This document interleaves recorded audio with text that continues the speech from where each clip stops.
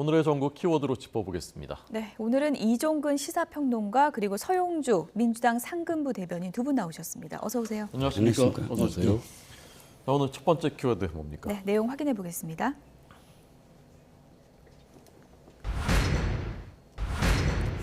대선 패자로서 검찰이 또 부르니까 모욕적이지만 또 가겠다. 이재명 대표가 두 번의 검찰 소환 조사에 응한 뒤에 기자간담회를 자청했는데요. 먼저 어제 발언부터 듣고 오겠습니다. 기소를 목적으로 조작을 하고 있습니다. 참으로 옳지 않은 일이지만 결국 제가 부족해서 대선에서 패배했기 때문에 그 대가를 치르는 것이라고 생각하고 모욕적이고 부당하지만 패자로서 오라고 하니 또 가겠습니다. 선거에서 패배했고 그 패배로 인해서 우리 사회 각 분야가 퇴보하고 우리 국민들께서 겪는 고통이 너무 큽니다. 승자의 발길을 당하고 또 밟힌다 한들 우리 그 국민들의 고통에 비교하겠습니까? 오란이 또 가겠다. 예상을 뛰어넘는 그런 결정인 것 같은데요. 어떤 포석이라고 보십니까? 글쎄요, 지금 저희가 이재명 당대표의 이런 검찰 소환과 관련해서 가치 렌즈는 상식이 좀 전복된 것 같아요. 예상을 뛰어넘는다고 표현하셨지만 아니죠. 왜냐하면 검찰이 부르면 무조건 가야 되는 겁니다. 형사소송법 200조에 따르면 검찰은 피의자, 그러니까 이 혐의가 굉장히 상당한 어떤 상황에서의 혐의가 있는 사람을 불러서 진술을 받을 수 있다라는 게 200조고요. 200조 2항에 이런 구절이 있습니다. 그럼에도 불구하고 피의자로 지금 상당하는 사람이 정당한 이유 없이 그 출석을 거부할 경우는 검사는 무조건 판사에게 체포영장을 발부받아서 체포할 수 있다라고 되어 있거든요. 만약에 지금 이 체포 동의서를 안 받더라도 지금 이런 식으로 거부를 해버리면 나중에 구속영장을 청구할 때 구속에 상당한 어떤 사유가 돼버립니다. 왜? 검찰의 어떤 이 수사라든지 이런 것들에 협조하지 아니하는 것은 증거를 인멸하거나 도주의 우려가 있다고 판단할 수 있는 상당한 근거가 되거든요. 그렇다면 검찰이 수사가 미진함으로 다시 출두하라고 했을 때 이것은 모욕임으로 안 나간다. 최고위에서 그런 식의 어떤 결정을 좀 내려달라고 이야기했던 것 같은데 그것이 과연 정당한 사유일까요? 모욕임으로 검찰이 피의자를 부르는 게 모욕이다. 그렇다면 이 모든 어떤 피의자들이 앞으로 모욕이다라고 안 나가면 어떻게 됩니까? 사법체계가 흔들리게 되죠. 그러니까 나가는 것은 너무 당연한데 다만 우리가 지금 이재명 당대표의 화려한 어떤 정치 언어, 수사에 너무 매몰돼 있다. 이재명 당대표의 이 수사를 볼까요? 레토릭을 볼까요? 자기는 나가는데 계속 그 앞에 조건이 달아요. 어떻게 하냐면 나는 아무 잘못이 없지만 또는 패자로서 나오라 하니 모욕적이고 부당하지만 참으로 옳지 않은 일이지만 이건 지금 이재명 당대표가 지금까지 했던 말입니다. 그 다음에는 나가겠다는 말입니다. 즉 나가긴 나가는 건 너무 당연한 것인데 거기에 정치적 수사를 붙여서 앞으로도 계속 지금 소환될 일들이 있는데 이것은 내가 부당한 어떤 억압 또 있잖아요. 정치적 억압이다라는 프레임에 그냥 딱 만들어버리고 나가는 것은 사실 너무 당연한 것을 지금 덮어버리는 자신의 어떤 범죄 행위 또는 이런 어떤 여러 가지 피의 사실과 관련된 부분을 그냥 이렇게 한마디로 덮어버리고 앞으로 계속 소환에 응하겠다라는 그런 지금 이야기인 것이죠. 네. 그래서 지금 말씀하신 대로 이제 구속영장 청구의 명분을 하나 없애기 위해서 출석으로 선회한 것 아니냐라는 분석도 나오던데 서용주 대변인께서는 어떻게 말씀하시겠어요? 그러니까 법률적으로 보면 그것도 맞는 얘기 같아요. 그러니까 법률가시고 어차피 검찰 자체는 이재명 대표에 대해서 기소를 정해놓고 수사를 하고 있기 때문에 이런 부분에 있어서 법률적으로 정치적으로는 거부하는 게 맞죠. 따지고 보면 지금 대선이 끝났는데도 대선이 끝나지 않았습니다. 저는 그런 느낌이에요. 왜 대선에서 경쟁 후보였던 이재명 대표를 이렇게 검찰이 끊임없이 1년 동안 집요하게 많은 혐의점을 두고 검찰이 수사를 할까? 일반이 생각해도 이거 좀 과한 거 아니야? 그러니까 근데 야당 대표예요. 그러면 당연히 이건 정치적으로 이건 정치적 의도가 있다. 그러면 정치적으로 거부할 수 있습니다. 그럼에도 불구하고 법률가이기 때문에 그러니까 어차피 조사를 받고 왔죠. 두 차례 받고 왔습니다. 그다음에 저번에 성남FC는 영장 청구를 안 했어요. 이번에 가서 수사를 받은 것은 뭐 100쪽을 준비했다고 하지만 솔직히 별로 내용은 없었던 것 같아요.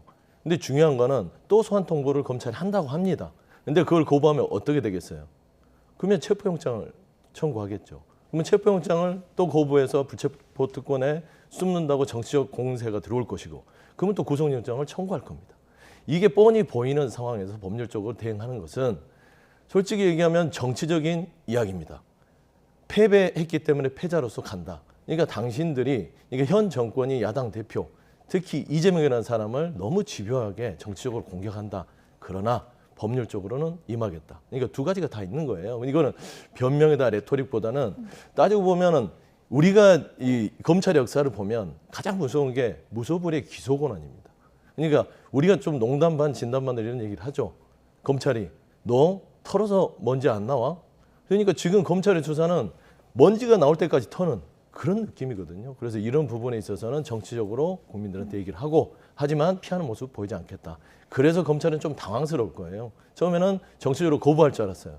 근데 이제 이재명 대표가 좀 상식 밖에 검찰이 기대하는 아니면 일반인들이 야당 대표가 거부할 거라고 생각했었는데 소환해.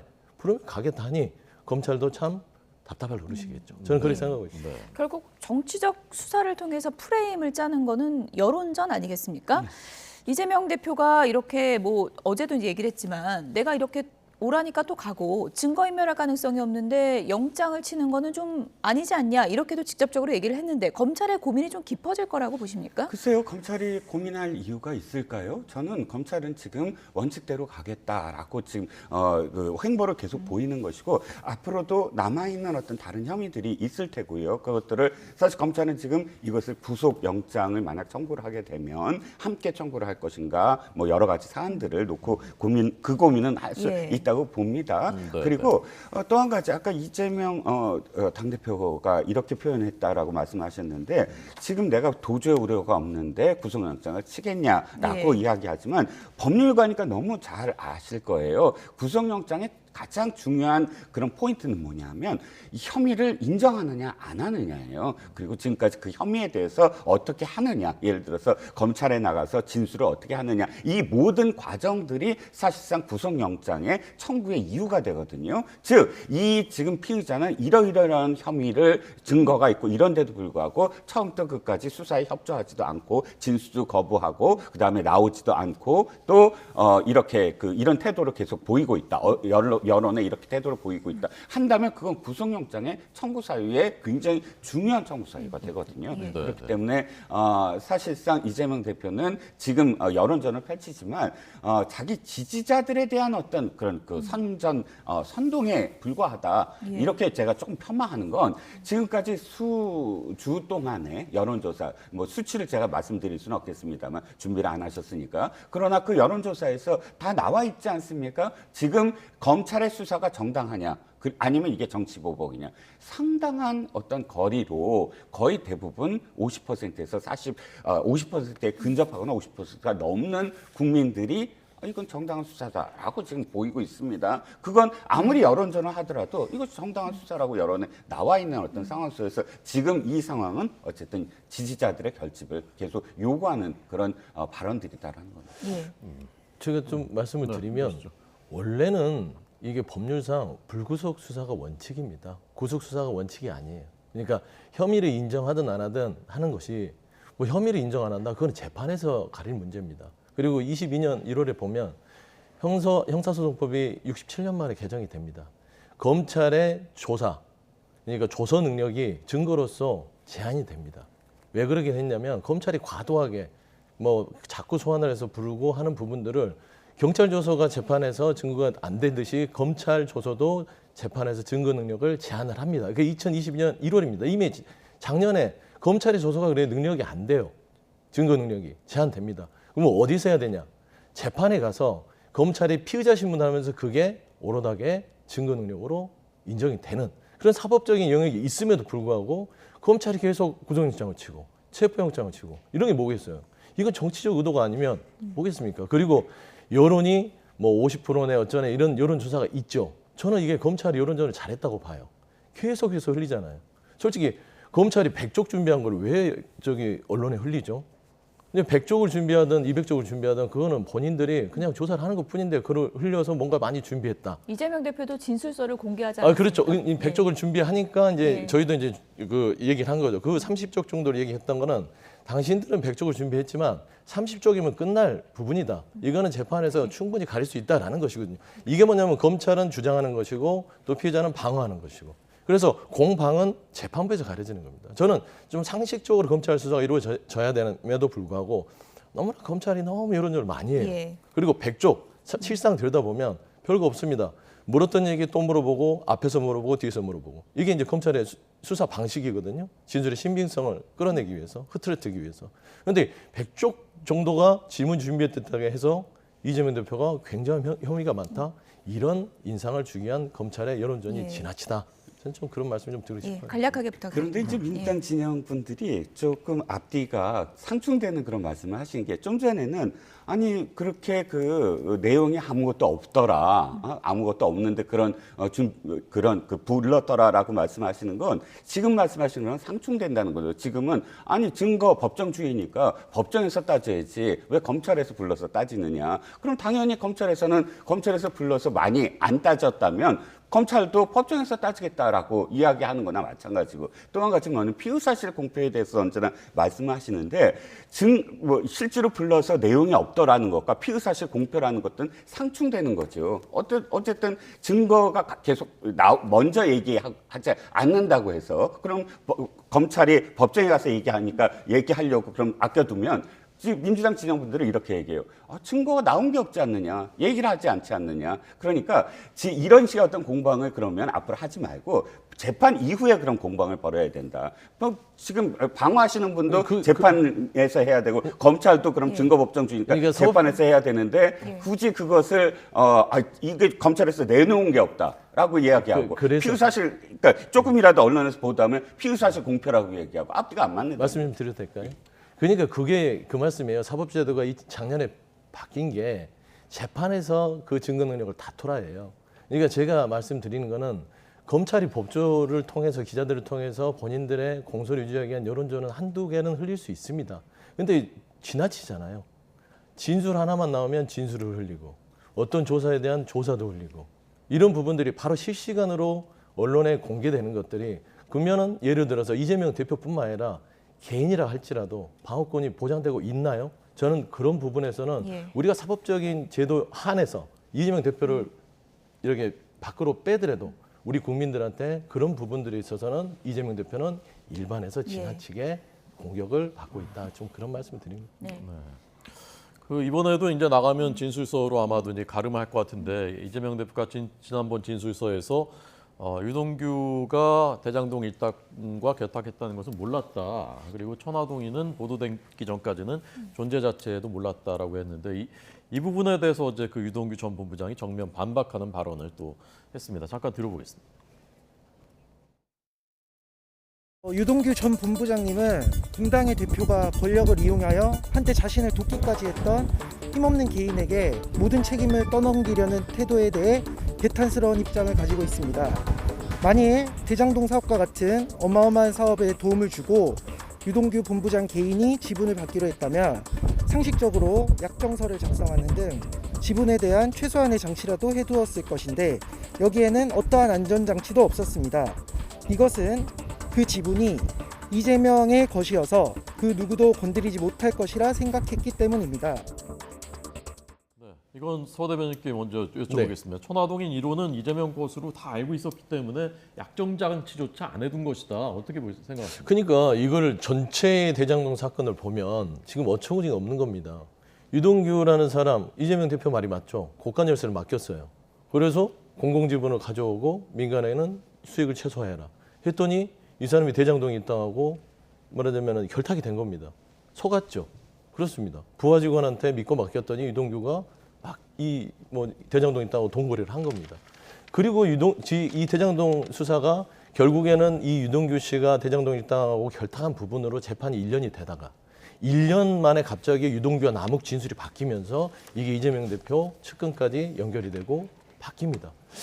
저는 지금 김만배 씨가 따지고 보면 화천대유 천화동인의 주 대표잖아요. 그리고 설계자는 정영학 회계사입니다.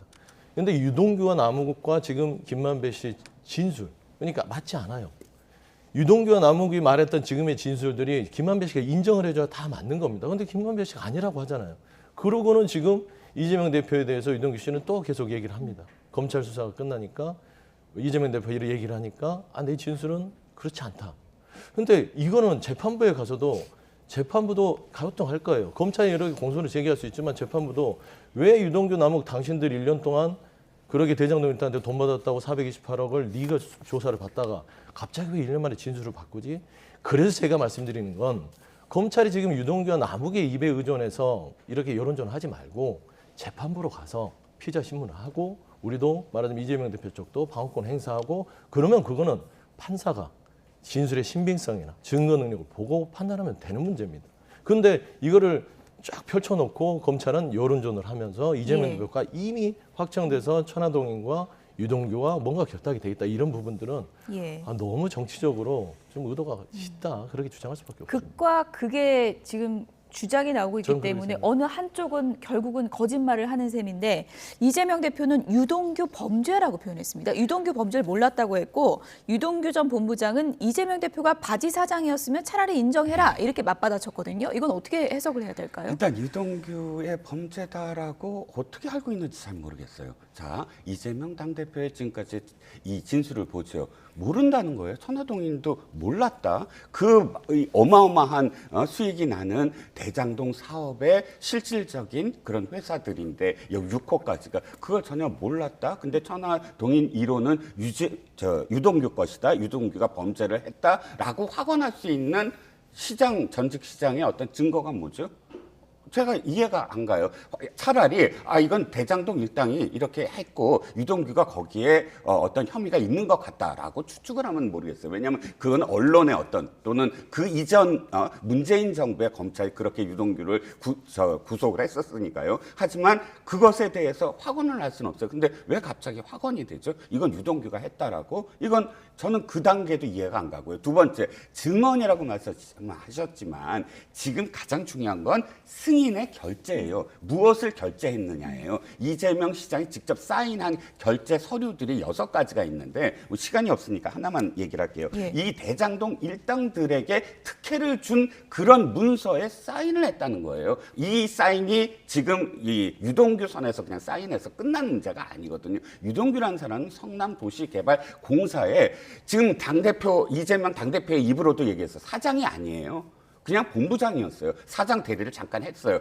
뭐 똑똑하지 않으니까 사장은 안 시켰대요. 이거 공개적인 발언으로 그렇게 얘기를 했습니다. 그런 사람이 이 모든 대장동의 허가를 전부 다 그 사람이 사인을 했습니까? 아니에요. 이재명 시장이 사인했어요. 이재명 시장이 사인한 것들이 어떤 내용들이냐면 첫 번째 가장 중요한 건 이거예요. 처음에 이재명 시장이 1공단만 이번에 그 대장동 개발 수익으로 이 공원화 시켜주면 모든 거 다 그냥 그러니까 이 시행사에 들어주겠다라는 녹취록이 있어요. 그 녹취록대로 어떻게 김만배가 요구를 하냐면 3가지를 요구해요. 그래, 그럼 1공단 수익 우리가 해줄 테니까 서판교 터널 뚫어라. 그 다음에 용적률 높여라. 그 다음에 임대아파트 비율 축소해라. 이 3가지 사안이 들어간 내용의 문건에 이재명 시장이 사인을 했어요. 승인을 했단 말이죠. 그렇다면 이런 어떤 대장동 일당일 때 수익이 돌아가게 만드는 그런 문서들의 직접적인 사인을 한 책임이 이재명 시장한테 있는데 이재명 시장은 그 책임을 아니에요. 성남도시개발공사에 똑똑하진 않지만 사장을 안 시켜준 본부장이 했습니다. 라고 이야기하는 거예요. 심상정 의원이 지난 국정감사에서 경기도지사 이재명 지사한테 2가지 중에 1가지를 택하라라고 얘기했어요. 무능하거나 범죄를 저질렀거나. 왜냐하면 지금 이 논리대로라면 자기는 대장동 사업에 대해서 하나도 모릅니다. 나는 그저 사인만 했을 뿐입니다. 라고 무능하다는 거를 시인하는 거예요. 그건 좀 일반화의 오류가 같고요. 그러니까 시인하는 건 아니죠. 그러니까 당연히 253개 지자체장들은요. 인허가에 대해서 사인을 합니다. 결재라지 시장이 최종 결재권이 있습니다. 지금 그 말씀을 되게 길게 복잡하게 얘기하신 것 같아요. 당연히 뭐 성남 1공단 부분도 할 얘기는 있습니다. 결국에는 지금 대장동 개발 사업이 2005년부터 여기가 민간 개발업자들의 비리의 원상이었어요. 이걸 민간 업자들한테 주면 또 비리가 생긴다고 생각해서 공공으로 100% 하자 하는 거를 반대했잖아요. 다 아시잖아요. 그러다가 성남시에서 치열하게 반대를 하니까 그러면 5대5로 하자. 그러면 공공 50%, 민간 50% 이겁니다. 이재명 시장이 몰랐을 수 있다라고 제가 주장하는 바는 이재명 시장은 공공한 수밖에 안 보였어요. 시장 눈에는. 뭐만 보이겠어요. 민간업자들이 돈을 어떻게 벌든 말든 내가 성남시에 가져올 돈만 많이 들어오면 돼. 나는 이 정도 돈만 가져오면 오케이, 만족. 그렇게 할 수 있는 거라고 생각해요. 그리고 나머지 논박은 제가 평론가님하고 여기서 뭐 판결을 내릴 수는 없지만 예. 그럼에도 불구하고 상식적으로 재판부가 결정이나 판결을 내릴 거라고 봅니다. 이재명 시장은 성남시에 얼마만큼 1,860억 외에 확정 수익 외에 나머지 성남 1공단 터널 뚫는 거 이런 거 자체도 성남시에 도움이 됐다고 생각했기 때문에 민간업자는 당신들 이것만 해주면 알아서 해라. 어떤 지자체장도 그런 결정을 할 수 있을 거라고 좀 봅니다. 예. 이 공방의 이제 진실의 단서는 검찰이 찾는 거고요. 다음 주제 넘어가기 전에 그 부분을 좀 짚어봐야 될 것 같은데 이재명 대표가 검찰에 또 나가겠다고 했는데 지금 날짜가 특정이 안 됐거든요. 이재명 대표는 며칠을 지금 염두에 두고 있는 건가요? 아마 제가 봐서는 말씀을 국민들한테 했죠. 일해야 되니까 주말에 나가겠다. 그럼 이번 주 토요일인가요? 아마 모르겠습니다. 그거는 이제 검찰하고 조율을 해야 되고 주말 일정이 있을 수도 있습니다. 이거는 말하자면 검찰도 고집을 피울 필요는 없어요. 이런저런 하거나. 이거는 이제 그 말하자면 소환하는 당사자와 이건 개인도 마찬가지입니다. 조율을 하잖아요. 그래서 이런 사정이 있어서 불가피하게 못 가니 이 시간대는 제가 출두해서 갈 수 있겠다 한데 제가 보기로는 아마 주말이 되지 않을까 생각하는데 이번 주는 모르겠습니다. 이번 주에 장외투쟁이 예정돼 있잖아요. 아마 그래서 아마 토요일에. 그게 있기 때문에 그거를 예. 끝나고 나서 그 다음 주로 갈 수도 있고요. 아. 뭐 조사라는 게 뭐 검찰이 이재명 대표 어디 가는 것도 아니고 충분히 조율을 한 다음에 나가는 게 맞지 않나 그래 생각하고 있습니다. 네. 자, 다음 주제로 그러면 넘어가 보겠습니다. 두 번째 주제입니다. 네.